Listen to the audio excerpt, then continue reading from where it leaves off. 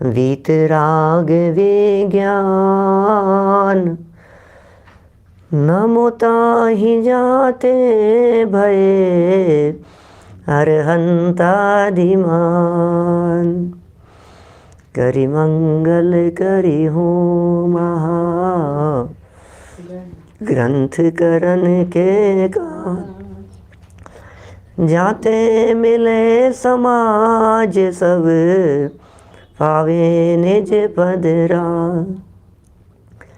इस भव तरु का मूल एक जानहु मिथ्या भाव।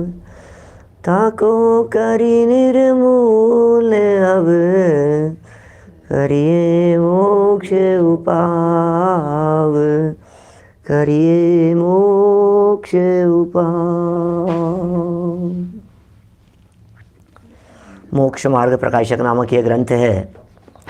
आचार्य कल्प पंडित प्रवर टोडरमल जी साहब की है सुंदर रचना।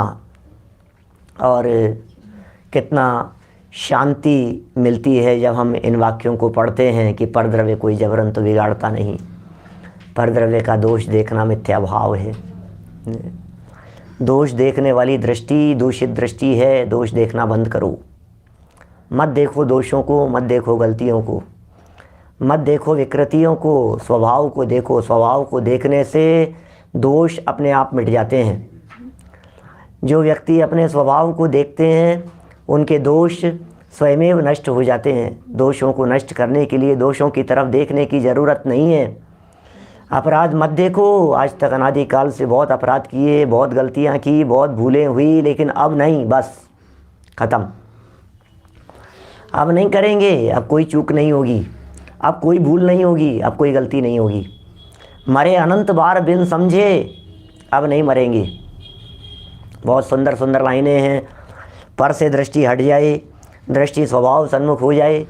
जगत का कोई पदार्थ भला बुरा भाषित न होवे, ऐसी सहजता, ऐसी शांति जब चित्त में आती है तो धर्म कहते हैं उसे। सच्चा धर्म होता है। राग आदि अभाव को प्राप्त हो जाते हैं, उसे सच्चा चारित्र कहते हैं। वो सम्यक चारित्र हो जाता है।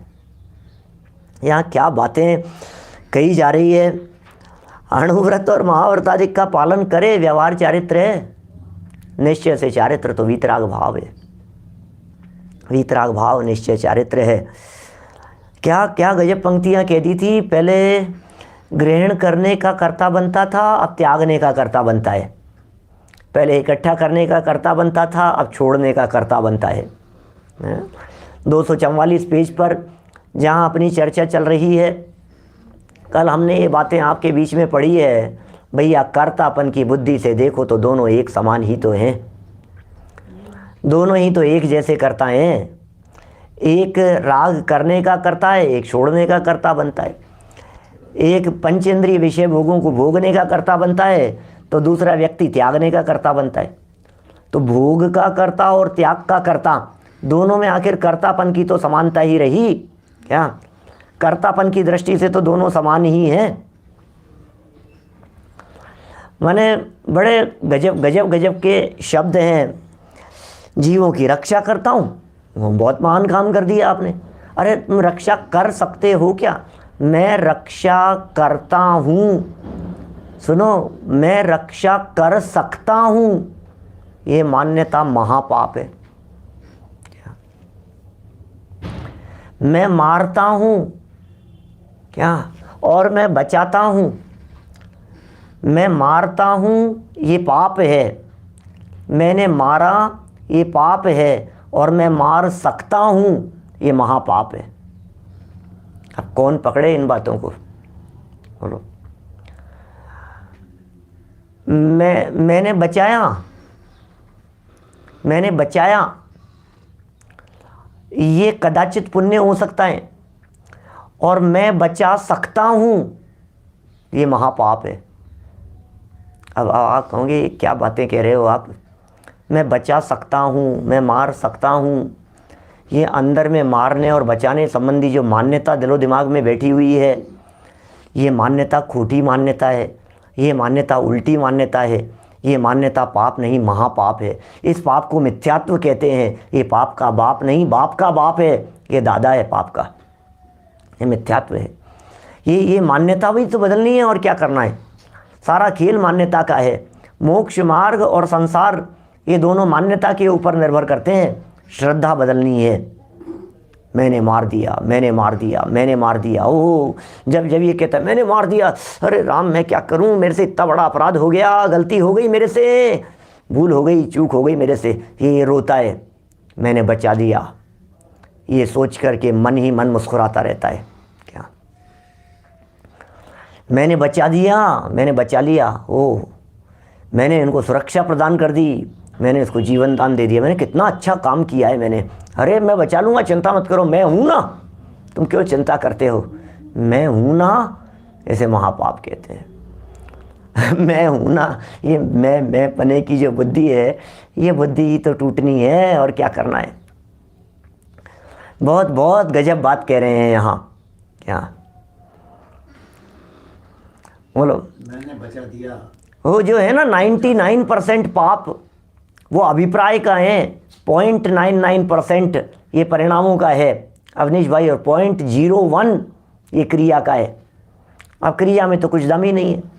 क्रिया परिणाम अभिप्राय, क्या अभी अभिप्राय भी तो लिखेंगे इसमें। 99% इस मान्यता का पाप है, क्योंकि वो श्रद्धा संबंधी दोष है, क्योंकि वो मिथ्यात्व है। जिसके मिथ्यात्व चला गया उसके 99% काम सही हो गया।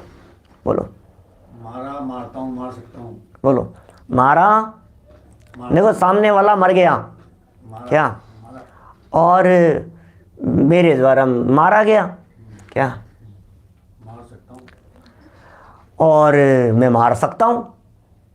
तीन बातें हुई ना। मेरे द्वारा मर गया, क्रिया थी, क्रिया, मारा बहुत, क्या, ये क्रिया थी, और मैं मार दूं क्या, ये परिणाम है। मैं मार सकता हूं, क्या, मैं मार सकता हूं, ये क्या होगा, ये अभिप्राय है। मैं मार सकता हूं, ये खोटी मान्यता है, ये उल्टी मान्यता है। देखें जरा क्या कहते हैं। बात तो यहाँ मारने और बचाने के संदर्भ में कही, फिर परिग्रहधारी हूँ और परिग्रह से रहित हूँ, ऐसी बात कही। बोले पर्याय आश्रित कार्यों में अहम बुद्धि रखी, ये तो मिथ्या दृष्टिपना है। समय सार का कलश प्रस्तुत कर दिया।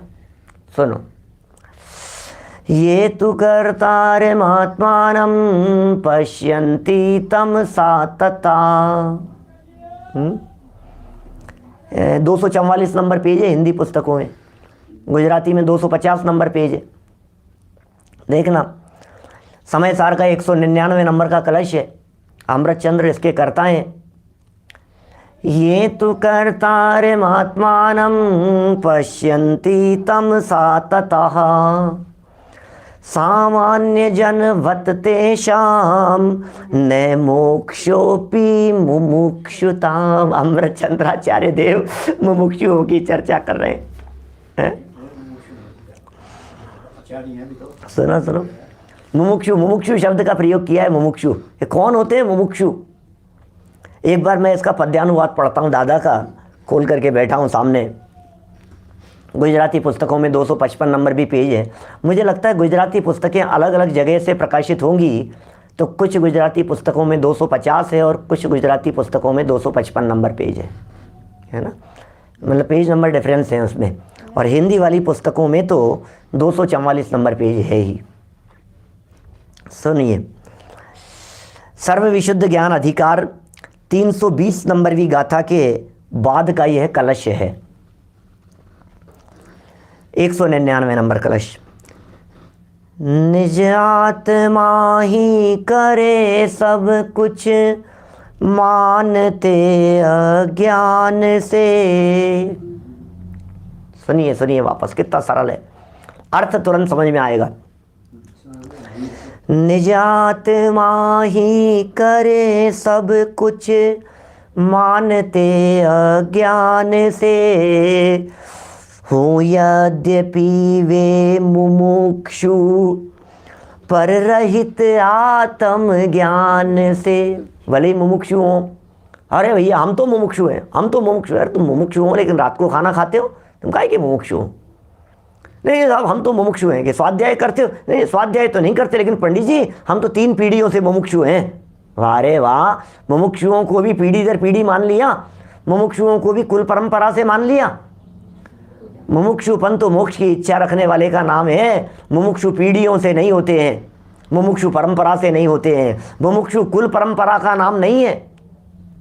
आज के समय में जितने मुमुक्षु दिखाई दे रहे हैं 50-60% लोग ऐसे हो गए हैं भाई साहब, प्रमोद जी भाई साहब, जो कुल परंपरा से मुमुक्षु हैं। हमने तो मुमुक्षु घर में पैदा हुए हैं। हमारे तो दादाजी गुरुदेव के साथ में रहते थे, इतने इतने सालों तक दादाजी वहाँ जाते थे। हम तो मुमुक्षु हैं। तुम स्वाध्याय करते हो कि नहीं? 7 तत्व के नाम जानते हो कि नहीं? मुमुक्षु है लेकिन हम, अरे वाह ये कैसा मुमुक्षु है जो 7 तत्वों के नाम नहीं जानता? ये कैसा मुमुक्षु है जो 6 द्रव्यों को नहीं जानता है? मुमुक्षु किसका नाम है? मोक्ष की इच्छा रखने वाले को मुमुक्षु कहते हैं। विषय भोगों की इच्छाएं तो अभी हृदय में कूट कूट कर भरी है और हम कहते हैं मुमुक्षु है। कैसे मुमुक्षु होंगे? मोक्ष की इच्छा रखने वाले का नाम मुमुक्षु है। कहीं पैदा हुए हो कोई फर्क नहीं पड़ता है, जाति कुल संप्रदाय कोई भी रहा हो कोई फर्क नहीं पड़ता है। मुमुक्षु किसी जाति का नाम नहीं है। मुमुक्षु कोई बाड़ो नहीं, कोई बाड़ा नहीं है, ये बाड़ाबंदी नहीं है। हम मुमुक्षु में किसी भी जाति वाले हों, किसी भी संप्रदाय वाले हों, किसी भी कुल वाले हों, कहीं भी जन्म लिया हो, लेकिन बस अपने ज्ञायक की रुचि हो, वो मुमुक्षु है। बोलो, सिर्फ ज्ञायक की रुचि हो, चैतन्य तत्व की रुचि हो। बोलो, जिसे चैतन्य की रुचि है, जिसे आत्मा की रुचि है, जिसे मोक्ष पसंद है, जिसे निराकुलता पसंद है, जिसे आत्मा का स्वभाव पसंद है, जिसे ज्ञायक भगवान आत्मा की चर्चाएं पसंद है, वो प्रत्येक प्राणी मुमुक्षु है। हमारे मुमुक्षु त्रियंच गतियों में भी होते हैं। कितना बड़े हैं? नहीं, मुमुक्षुओं की संख्या बहुत कम है पंडित जी। मुमुक्षु तो बहुत है, कितने से मुमुक्षु तो मुट्ठी भर तो मुमुक्षु है। अरे किसने कह दिया मुट्ठी भर मुमुक्षु? 3 लोक के अंदर मुमुक्षुओं का साम्राज्य फैला हुआ है। असली मुमुक्षुओं की बात कर रहे हैं। सम्यक दृष्टि सच्चा मुमुक्षु होता है। मुनिराज भी मुमुक्षु हैं, मोक्ष की इच्छा रखने वाले। मुम इक्षु उसका नाम है मुमुक्षु। मोक्ष की इच्छा रखने वालों को मुमुक्षु कहते हैं। देवगति के जीव में भी मुमुक्षु है, हाथी का जीव भी मुमुक्षु है, शेर का जीव भी मुमुक्षु है, मेंढक का जीव भी मुमुक्षु है, नार की जीव भी मुमुक्षु है। मोक्ष की इच्छा रखने के अभिप्राय से वाणी को सुनते हैं, हृदयंगम करते हैं, अपने अंतर में उतार लेते हैं। ये कह रहे हैं भैया सुनो, निज आत्मा ही करे सब कुछ, मानते अज्ञान से, हो यद्यपि वे मुमुक्षु, पर रहित आत्म ज्ञान से। काय के मुमुक्षु है? फिर ये कह रहे हैं कोई मुमुक्षु पना नहीं है तुम्हारे में। सुनो, मोक्ष की इच्छा रखता है, मुक्त होने की भावना जिसके हृदय में, उसे मुमुक्षु कहते हैं। नाम से फर्क नहीं पड़ता है कुछ भी। क्या देखो, अध्ययन करें चारित्र पाले, और भक्ति करे पर। क्या बात कह दी है? अध्ययन करे चारित्र पाले, जगत जनों की बात कर रहे हैं। अध्ययन करे चारित्र पाले, मुमुक्षु लोग हैं ना, अध्ययन करते हैं, चारित्र भी पालन करते हैं। और भक्ति करे पर लौकिक जनों वत, उन्हें भी तो मुक्ति की प्राप्ति न हो। सामान्य जनवत तेषाम न मोक्षो अपि मुमुक्षुताम। मुमुक्षु होने के बावजूद भी, विनीत जी भाई साहब बोलो क्या कह रहे हैं? हम तो मुमुक्षु हैं भाई साहब। कर्तापन की बुद्धि है या नहीं अंदर में? कर्तापन की बुद्धि तो है, तो बस बैठे रहो तुम। जैसे सामान्य जनों को मुक्ति की प्राप्ति नहीं है, जैसे लौकिक जनों को मुक्ति की प्राप्ति नहीं है, उसी तरह से मुमुक्षु नामधारी होने पर भी मुक्ति की प्राप्ति होने वाली नहीं है। न मोक्षोपि मुमुक्षुताम, क्या कलश लिखा है अमृत चंद्राचार्य देव ने। सामान्य जनवत तेषाम न मोक्षोपि मुमुक्षुताम। क्या सामान्य जनवत तेषाम, सामान्य लोगों के समान क्या फर्क है बतलाइए मुझे। मोक्ष नहीं जाने वालों की दृष्टि से, संसार परिभ्रमण करने वालों की दृष्टि से तो सब एक समान ही तो दिखाई दे रहे हैं। नहीं नहीं साहब, हम तो अच्छे हैं, हम तो अच्छे हैं, हम तो स्वाध्याय करते हैं, हम तो अरे स्वाध्याय किया लेकिन स्वयं दिखा के नहीं। स्वाध्याय में स्वयं प्रमुख हुआ या नहीं? स्वाध्याय में अपना आत्म तत्व ऊर्ध्व हुआ या नहीं?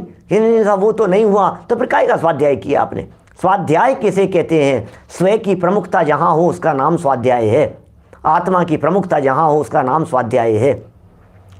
आत्मा पकड़ में आया या नहीं? साहब वो तो नहीं आया। स्वाध्याय तो करते हैं लेकिन रोजाना। किस लिए करते हो स्वाध्याय? क्षयोपशम बढ़ाने के लिए। किस लिए करते हो स्वाध्याय? नॉलेज बढ़ाने के लिए। किस लिए करते हो स्वाध्याय? पंडिताई के लिए, दूसरों को सिखाने समझाने के लिए। चार आदमी मिलकर के कहें कि नहीं यू आर समथिंग, यार आप भी कुछ हो यार भाई साहब, हम तो सोचते थे आप ऐसे ही हो, लेकिन आप भी, अब पता लगा जब आपसे चर्चा की तो। इसलिए स्वाध्याय करते हो क्या? आत्मकल्याण की भावना से स्वाध्याय किया जाता है, अंतरोन्मुखी वृत्ति से स्वाध्याय किया जाता है, चैतन्य तत्व को देखने के अभिप्राय से स्वाध्याय किया जाता है, निज में निज बुद्धि के लिए स्वाध्याय किया जाता है। स्वाध्याय तो किया लेकिन आत्मा की खबर नहीं है, आत्मज्ञान से रहित हैं, भक्ति भी कर रहे हैं, चारित्र भी पाल रहे हैं, अध्ययन भी कर रहे हैं, लेकिन उन्हें मोक्ष की प्राप्ति नहीं हो रही है। ये देखो जरा, यहाँ पढ़ते हैं अपन कलश, और कलश का पद्यानुवाद मैंने पढ़ दिया है, अर्थ पढ़ते हुए आगे बढ़ते हैं। निकालिए पेज नंबर 244, मोक्ष मार्ग प्रकाशक ग्रंथ। अर्थ पढ़ रहा हूं। जो जीव मिथ्या अंधकार व्याप्त होते हुए, जो जीव इस दुनिया में मिथ्या अंधकार व्याप्त होते हुए अपने को पर्यायाश्रित क्रिया का कर्ता मानते हैं, पर्यायाश्रित क्रिया का कर्ता मानते हैं, वे जीव मोक्षाभिलाषी होने पर भी, मुमुक्षु माने क्या? मुमुक्षु का अर्थ क्या किया है टोडरमल जी साहब ने? मोक्षाभिलाषी, मोक्षाभिलाषी, मोक्ष के अभिलाषी होने पर भी जैसे अन्यमति, ओहो अन्यमति कह दिया, क्या कहो, सामान्य मनुष्यों को अन्यमति ही हैं, जिनकी बुद्धि में मोक्ष नहीं है, जिनकी बुद्धि में मोक्ष मार्ग नहीं है, जिनकी बुद्धि में वस्तु स्वरूप नहीं है, जो वस्तु स्वरूप को जानना नहीं चाहते हैं, जिनकी दृष्टि में भगवान महावीर स्वामी क्या हैं, क्या उनकी खबर नहीं है, अन्यमति हैं सबके सब। अन्यमति सामान्य मनुष्यों को मोक्ष नहीं होता जैसे अन्यमति सामान्य मनुष्यों को मोक्ष नहीं होता, उसी प्रकार उनको मोक्ष नहीं होता, उसी प्रकार उनको मोक्ष नहीं होता, क्योंकि कर्तापने के श्रद्धान की समानता है, कर्तापने के श्रद्धान की समानता है। एक समान दृष्टि से देखते, दोनों एक समान दिखाई दे रहे हैं, कर्ता कर्ता कर्ता दोनों, ये भी करता है और ये भी करता है। क्या हो गया है? दोनों की रगों में कर्तृत्व का खून बह रहा है, घूम रहा है, दौड़ रहा है, ऐसा समझिए आप। दोनों की बॉडी में कर्तृत्व का खून दौड़ रहा है, खून खोल रहा है दोनों का कर्तापन की बुद्धि से। एक कहता है ये संपत्ति हमारी थी पंडित जी, हमने छोड़ दी। दूसरा कहता है नहीं ये तो मेरी है। जो मेरी मेरी कह रहा है वो भी नादान मूर्ख मूढ़ है, और जो कह रहा है मैंने त्याग दी। ये कमा करके हवेली बना करके उसका अभिमान अपने हृदय में ठानता है, और ये हवेली छोड़कर उसका अभिमान अपने हृदय में ठानता है। दोनों ही अभिमानी ही तो हैं। एक ने कमाने का अभिमान किया, एक ने छोड़ने का अभिमान किया। एक ने जमीन जायदाद प्रॉपर्टी इकट्ठा करने का अभिमान किया, एक ने उसके त्याग का अभिमान किया। अरे क्या किस चीज़ का अभिमान किया है डजंट मैटर, मैटर तो यह है कि अभिमान, अभिमान तो दोनों कर रहे हैं। क्या अभिमान तो दोनों के हृदय में है कि नहीं है? एक व्यक्ति ने भोजन करके मज़ा आ गया और एक व्यक्ति ने उपवास करके मज़ा आ गया, तो मज़ा तो दोनों ही पराश्रय की बुद्धि में मान रहे हो। ये टोडरमल जी कह रहे हैं आप एक बार अंतर की गहराई में जाकर के देखेंगे तो कर्तापने की दृष्टि से, हम तो कर्तापन की दृष्टि से बात कर रहे हैं, कर्तापने की दृष्टि से तो श्रद्धान की समानता है, दोनों का कर्तृत्व तो एक जैसा है। क्या किसी, अब एक को आप हल्का कह रहे हो, एक को भारी कह रहे हो, वो अलग मैटर है ना।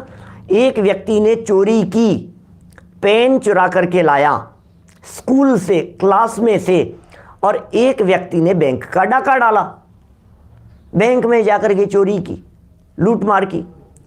बोलो दोनों में आप कहेंगे अरे पेन ही तो चुराया है। भैया सुनो, चोरी में उपादेय बुद्धि आ गई है।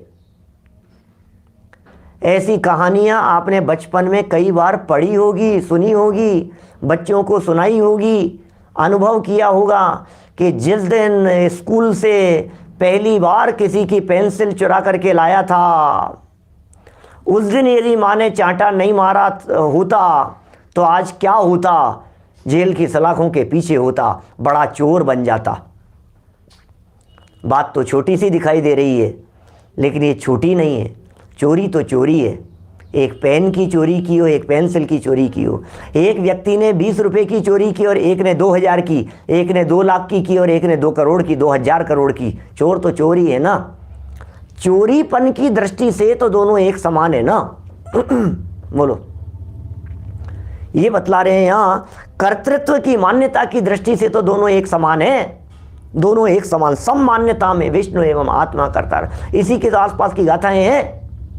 देखो ये जो कहा ना, 320 नंबर की गाथा के बाद 199 कलश दिया, ठीक है ना। क्या कह रहा हूं, ध्यान देना, समय सार दिखा रहा हूं आपको।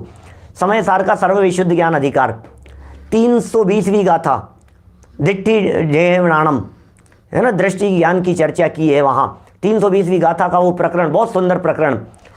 अब जहाँ पारणामिक भाव की, शुद्ध पारणामिक भाव, अशुद्ध पारणामिक भाव की चर्चा की है, स्वतंत्र प्रकरण जैसे आचार्य देव ने लिखा।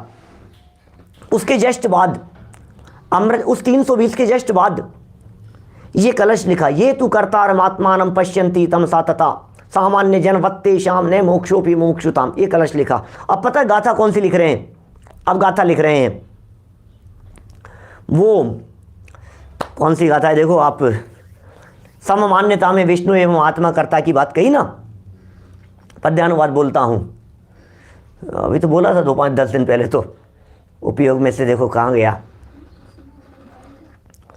रक्षा करूं षटकाय की, यदि श्रवण भी माने यही, तो ना श्रवण और लोक के सिद्धांत में अंतर रहा, सममान्यता में विष्णु एवं आत्मा करता रहा। ये गाथा है ना। आ गया, ध्यान देखो, सुनो। जगत जनयों कहे विष्णु करे सुर नर लोक को। क्या मिल गया? जगत जनयों कहे, जगत जन दुनिया, इस कलश के बाद वाली गाथाएं हैं। मानो ये कलश उन गाथाओं की भूमिका के लिए लिखा गया है। जगत जन दुनिया, दुनिया के लोग क्या कह रहे हैं? जगत जनयों कहे विष्णु करे सुर नरलोक को, और रक्षा करूं षटकाय की, रक्षा करूं षटकाय की, यदि श्रवण भी माने यही। मुनिराज होकर के ये मान रहा है कि मैं 6 काय के जीवों की रक्षा कर रहा हूं। एक गाथा हो गई। 322 नंबर गाथा आगे, तो ना श्रवण अर लोक के सिद्धांत में अंतर रहा। क्या? तो ना श्रवण, ये मुनिराज जो 6 काय के जीवों की रक्षा का कर्ता अपने आप को मान रहे हैं, और एक ये जो दुनिया का कर्ता, दुनिया बनाने वाले ऐसा मान रहे हैं, दुनिया को बनाने वाले ब्रह्मा की कल्पना कर रहे हैं। एक ऐसे व्यक्ति, और एक ऐसे व्यक्ति जो ये कह रहे हैं 6 काय के जीवों की रक्षा कर रहा हूं। हो देखो तो सही, आपको लग रहा है अरे नहीं नहीं ये तो मुनिराज है, नहीं नहीं ये तो मिथ्या दृष्टि। अरे सुनो क्या कह रहे हैं आचार्य देव, कुंदाचार्य देव की पंक्तियां तो पढ़ो एक बार, क्या लिख रहे हैं? रक्षा करूं षटकाय की, यदि श्रवण भी माने यही, तो ना श्रवण अरे लोक के सिद्धांत में अंतर रहा, सममान्यता में विष्णु एवं आत्मा करता रहा। सममान्यता में, सममान्यता में, ये गाथाएं हैं 321 322 नंबर की गाथा। दोनों एक समान की मान्यता है, दोनों की मान्यताएं एक जैसी है। मानो दोनों की रगों में एक जैसा खून बह रहा है। कर्तृत्व कर्तृत्व कर्तृत्व कर्तृत्व के बोध से दबा जा रहा है ये व्यक्ति। ये मूढ़ है, नादान व्यक्ति है।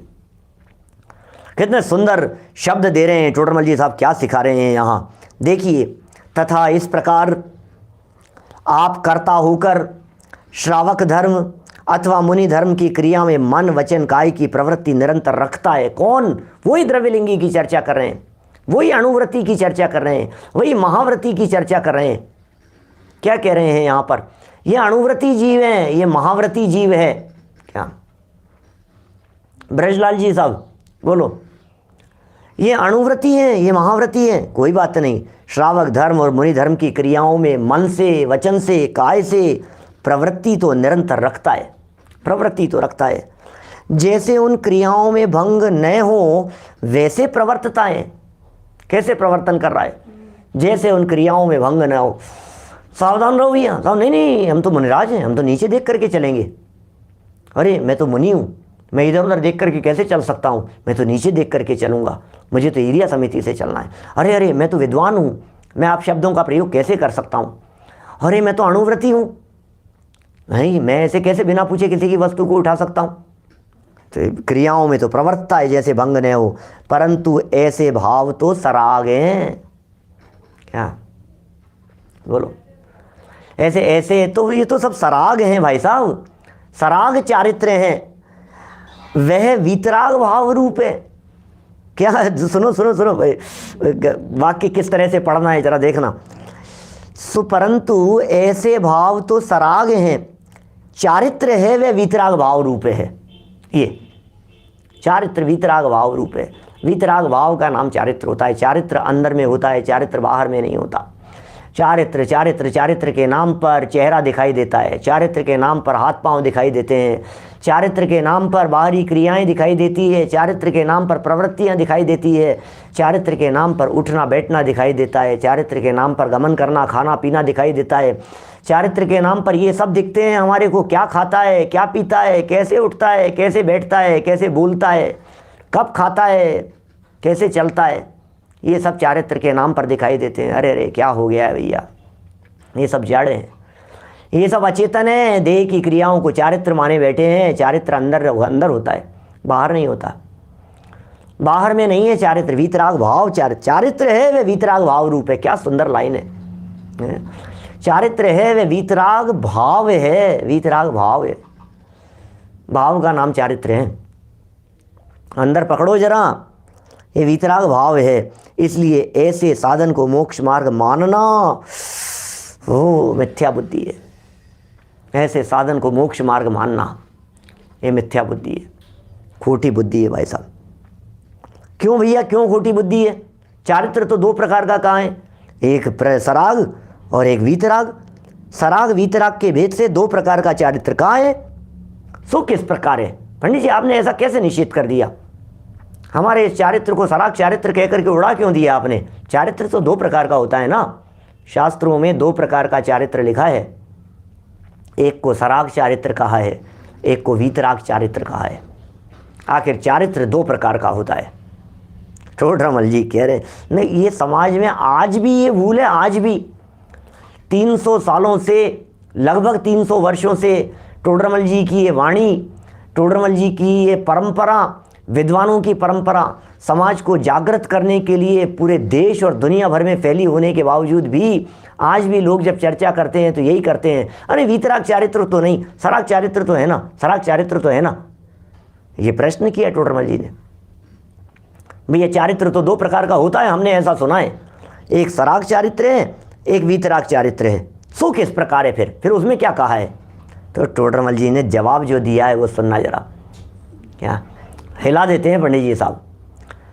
सुनो भाई, सराग चारित्र और वीतराग चारित्र समझा रहे हैं यहाँ पे, अभी समझाएंगे, चिंता नहीं करें। देखिए क्या कह रहे हैं। जैसे चावल दो प्रकार के हैं, उदाहरण से समझाते हैं तो बात समझ में आती है। जैसे चावल दो प्रकार के हैं, एक तुष्य सहित हैं और एक तुष्य रहित हैं। तुष्य मतलब समझ गए आप? चारित्र है ना, चारित्र की बात नहीं कर रहे, चावल की बात कर रहे हैं। चावल जो हम खाते हैं, जो हमारे घर में आते हैं, जो बनाए जाते हैं, जिन्हें आप पकाते हैं, वो सब तो तुष्य रहित हैं। छिलका नहीं है उसके ऊपर, छिलके नहीं होते चावल के ऊपर। तुष माने होता है छिलका, और एक होते हैं छिलके सहित चावल, ऊपर के आवरण सहित, कवर सहित। जिनके ऊपर छिलका होता है वो चावल पुनः जन्म लेते हैं, उगते हैं। आपको मालूम है जितने धान्य हैं हमारे भोजन में प्रयोग लिए जाने वाले, उन सभी धान्य पदार्थों में एकमात्र चावल इस रूप में प्रयोग लिया जाता है जिस रूप में वो चावल उग नहीं सकता दोबारा। इसलिए जिन मंदिर में भी गेहूं नहीं चढ़ाते, चावल चढ़ा सकते हैं, जौ नहीं चढ़ाते। समझ में आ रही है बात? जौ नहीं चढ़ाते हैं, दूसरे धान्य नहीं चढ़ाते हैं, गेहूं वगैरह नहीं चढ़ाते हैं, चावल ही क्यों चढ़ाते हैं जिन मंदिर में? हमने बाल बोध के प्रवचनों में चर्चाएं की है, मंदिर में चावल ही क्यों चढ़ाते हैं? क्यों?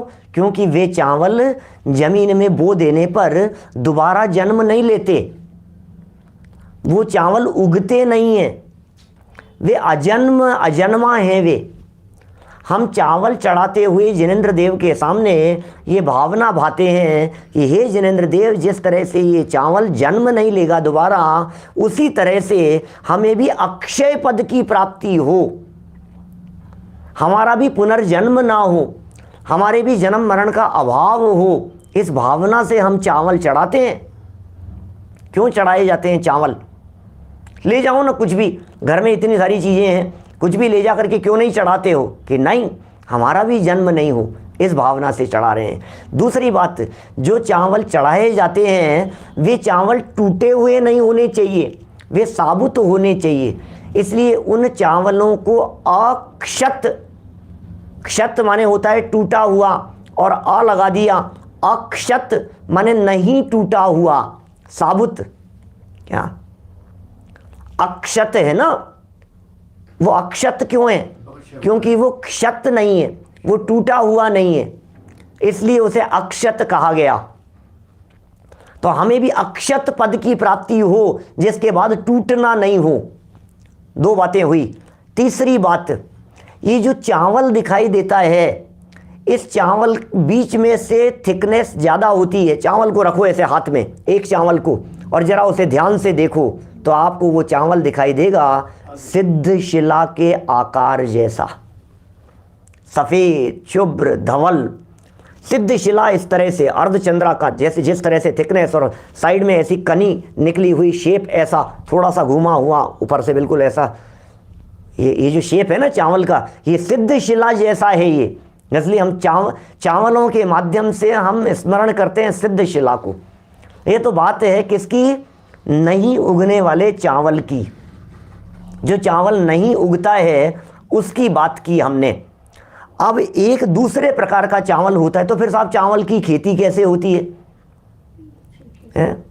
बोले जो छिलके सहित होता है उसे भी चावल कहते हैं, वो पुनर्जन्म होता है उसका। तो इन्होंने कहा चावल दो प्रकार के होते हैं, एक होता है तुष सहित चावल और एक है तुष रहित, छिलके रहित। वहाँ ऐसा जानना कि तुष है वह चावल का स्वरूप नहीं है, छिलका वो चावल का स्वरूप थोड़ी ना है, वो तो चावल में दोष है। छिलका जो होता है ये छिलका तो चावल नहीं है, चावल में दोष है। कोई समझदार व्यक्ति तुष सहित चावल का संग्रह करता था। कोई समझदार था दुनिया में और वो क्या कर रहा था? छिलके सहित चावलों को इकट्ठा कर रहा था, संग्रह कर रहा था। समझदार था, किसान था, व्यापारी था, क्योंकि उसको आगे खेती में उसे उपयोग में लेना था, वो इकट्ठा करता था। उसे देखकर कोई भोला तुषों को ही चावल मानकर संग्रह करे तो वृथा खेत किन्ने ही होगा। अब क्या करें? दो तरह के चावल कह दिए, एक तुष सहित और एक तुष रहित।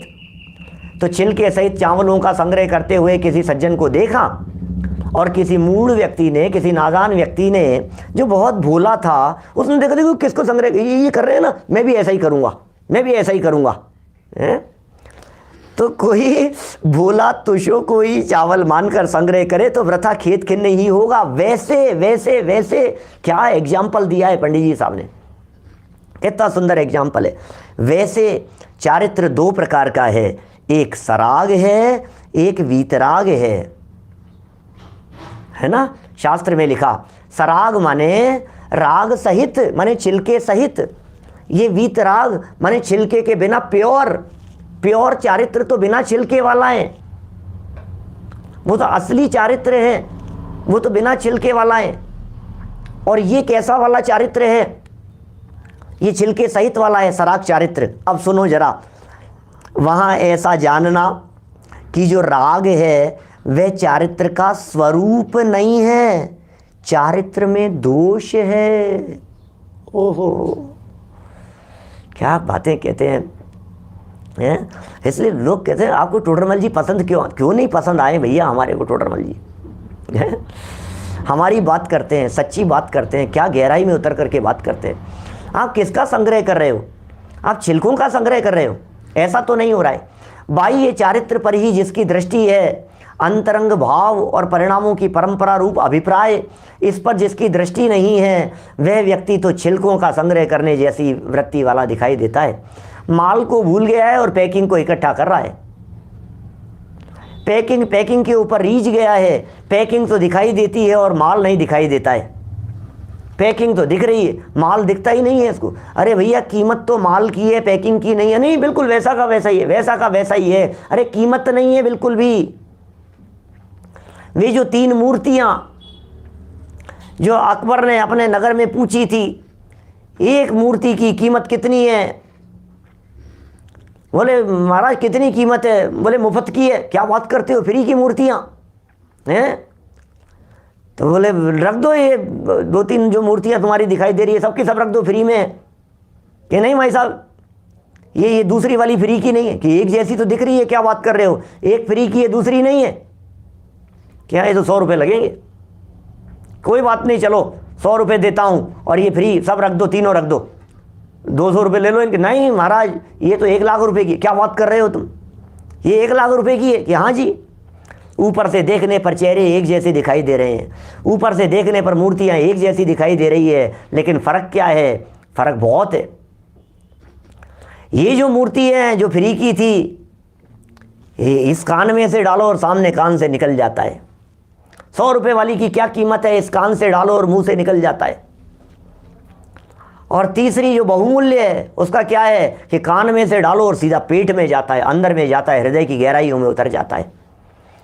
किसकी कीमत है? कीमत उसकी है जिसके अंदर में उतर गया, कीमत उसकी है जिसने अपने जीवन में उतार लिया, उसकी कीमत है, वो बहुमूल्य है। श्रद्धा में उतर गया, मान्यता बदल गई, उसकी कीमत है। 3 तरह के लोग अब दुनिया में, 3 तरह के 2 लोग देख लो, आपको इसी तरह के 3 तरह के लोग दिखाई देंगे। पूरी दुनिया में तलाशो आप, कैसे कैसे लोग दिखेंगे बतलाओ। एक व्यक्ति तो ऐसे दिखते हैं, पंडित जी अपन तो बस मंदिर की बात मंदिर में छोड़ जाते हैं। हो गया, मंदिर की बात मंदिर में छोड़ जाते हो आप? हाँ बिल्कुल, हमने बचपन से यही सीखा है, बेटा मंदिर की चीज़ घर में नहीं लाना। मंदिर की चीज़ घर में नहीं लाते बेटा, बचपन से हमने यही सीखा था। तो आज मंदिर में जा रहे हैं, आपने जो भी सिखाया हमारे को कुछ भी नहीं ले जाएंगे, मंदिर का मंदिर में छोड़ करके। और ऐसे पल्ला झाड़ करके उठेंगे हम सब छोड़ करके। ऐसे लोग कौन है? इस कान से सुना और दूसरे कान से निकाल दिया, बात खत्म। मंदिर का मंदिर में खत्म हो गई बात। कोई कीमत नहीं है, कोई कीमत नहीं है ऐसे सुनने की, कर्णेंद्री का विषय बनाने की कोई कीमत नहीं है। दूसरा व्यक्ति सुना, सुन करके यहाँ से कान में से सुना और फिर बाहर निकल करके कोई मिल गया, उसको सुना दिया। अरे आपने पता है आज क्या पंडित जी ने एग्जाम्पल दिया, आज पता है क्या बात आई थी, ये सब सुना दिया, खत्म हो गई बात। सुन करके सुना दिया। बहुत सारे लोग सिर्फ इसलिए सुनते हैं क्योंकि उन्हें सुनाना है। दिल पर हाथ रख करके सोचना, हम कौन सी श्रेणी में आ रहे हैं। कहीं ऐसा तो नहीं है कि हम सुनाने के लिए सुन रहे हैं, कहीं ऐसा तो नहीं है हम प्रवचन करने के लिए सुन रहे हैं, कहीं ऐसा तो नहीं है हम नोट्स बना रहे हैं क्योंकि हमें किसी और को समझाना है इसलिए सुन रहे हैं। ये 2nd नंबर वाले कीमत 100 रुपये, थोड़ी कीमत तो है लेकिन कीमत कम है।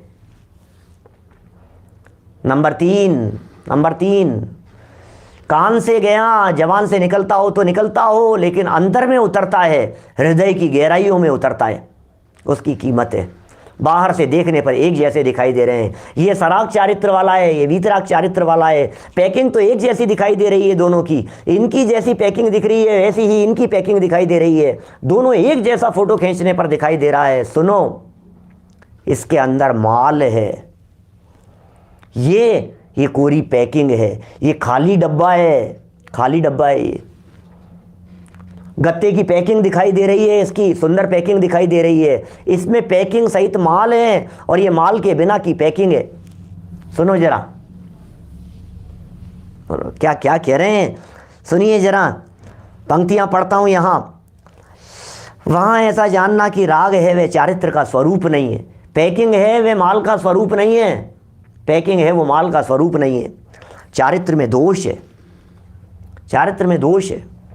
तथा कितने ही ज्ञानी प्रशस्त राग सहित, क्या, कितने ही ज्ञानी प्रशस्त राग के साथ, प्रशस्त माने होता है शुभ, प्रशस्त माने शुभ, शुभ राग सहित चारित्र धारण करते हैं। बहुत सारे ज्ञानी चारित्र धारण करते हैं, उन्हें देखकर कोई अज्ञानी प्रशस्त राग को ही चारित्र मानकर संग्रह करे तो वृथा ही खेत खिन्न होगा। कैसा सांगोपांग विवेचन करते हैं पंडित जी। तुस छिलके का उदाहरण देकर के मैं, मतलब यदि अभी दो लोग बैठ करके चर्चा कर रहे होते ना, दो तीन लोग आमने सामने बैठ करके, तो मैं एक एक लाइन को ऊपर दिखाता फिर नीचे दिखाता, देखो ये लाइन पढ़ो उदाहरण की, फिर ये सिद्धांत की लाइन पढ़ो, ये देखो ये उदाहरण की लाइन पढ़ो, फिर ये सिद्धांत की लाइन पढ़ो। कितना टोडरमल जी साहब सांगोपांग विवेचन करते हैं, बिल्कुल हूबहू उसके ऊपर घटित कर देते हैं उस उदाहरण को। यद्यपि पंडित जी साहब ने लिखा उदाहरण एक देश घटित होते हैं, लेकिन उसके बावजूद भी, फिर भी उसके बावजूद भी ये समझ नहीं पाते अपन।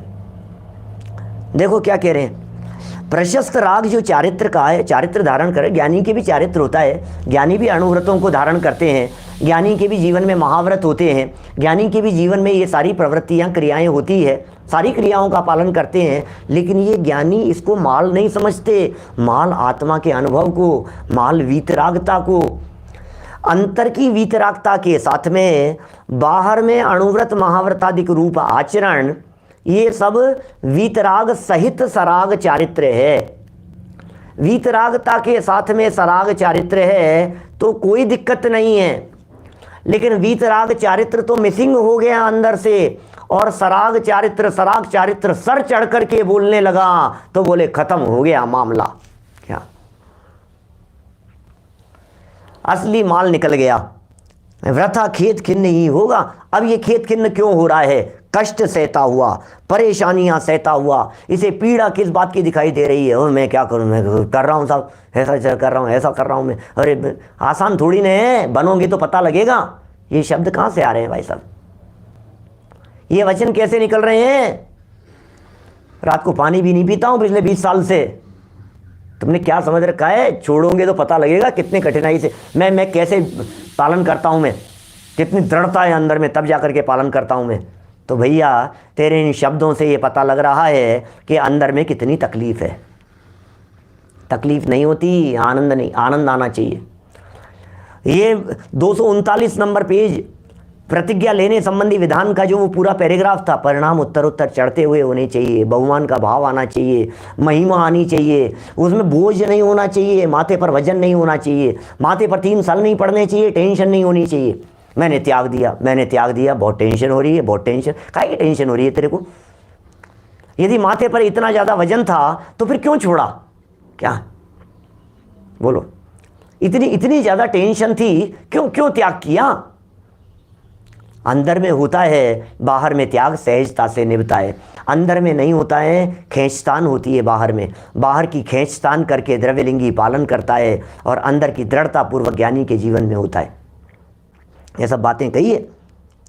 फिर प्रश्न उठा दिया है यहाँ पर, टोडरमल जी छोड़ते थोड़ी ना, जिस प्रकरण को उठाते हैं पंडित जी साहब, उस प्रकरण को पूरा खोलते हैं, एक एक तार तार उसका खोल करके सामने रख देते हैं। फिर प्रश्न उठाया है और प्रश्न उठा करके नीचे समाधान करते हुए द्रव्यलिंगी मुनिराज की उस दशा को, उत्तर जैसी दशा है उस दशा को इन्होंने यहाँ चित्रण करते हुए बहुत ही सुंदर समाधान किए हैं। मुझे नहीं लगता कि आज इस प्रकरण को आगे छेड़ना चाहिए। इस प्रकरण को अपन कल आगे बढ़ाएंगे।